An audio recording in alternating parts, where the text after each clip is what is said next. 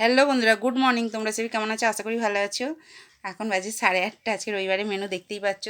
সবই তো বলেছি তোমাদের সাথে, তোমরাই আমার নিজের লোক, তোমরাই আমার নিজের। আর তোমাদের সাথে সবই তো শেয়ার করি। ছেলেটা 2 সপ্তাহ তো শরীর খারাপ ছিল, জানোই, কিছু করতে পারিনি।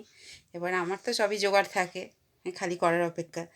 মেয়ে ডিউটি যাবে, ওই জন্য ভোরবেলা উঠেছি 4টের সময় বন্ধুরা। উঠে আবার একটু শুয়ে পড়েছি, আবার তারপর 4:30টার সময় উঠে এইসব সব জোগাড় একা হাতে নিজে হাতেই সব করে টোরে এই যে রাইস করে দিয়েছি। রাইস করেছি, এখানে চিকেন কষা আছে, এখানে স্যালাড আছে। আজকে এই মেনু, বুঝতে পারছো বন্ধুরা, রবিবারের আজকে এই মেনু। 2 সপ্তাহ হয়নি চিকেন পিকেন, ছেলে মেয়ে তো খুবই খুশি, আর ওদের খুশি দেখে আমিও খুব খুশি। আর কে কে খাবে তো চলে এসো বন্ধুরা। রাইস আর চিকেন কষা কে কে খেতে ভালোবাসো আমাকে অবশ্যই কমেন্ট করে বলবে। আর আমার রান্নাবাড়ি কীরকম হচ্ছে না হচ্ছে বন্ধুরা, আমার কথাবার্তা কীরকম হচ্ছে অবশ্যই তোমরা কিন্তু কমেন্ট করে বলবে, ঠিক আছে? আর আমাকে এত এত ভালোবাসা দিতে থাকবে, আর আমার তরফ থেকেও তোমাদের জন্য এত এত ভালোবাসা বন্ধুরা।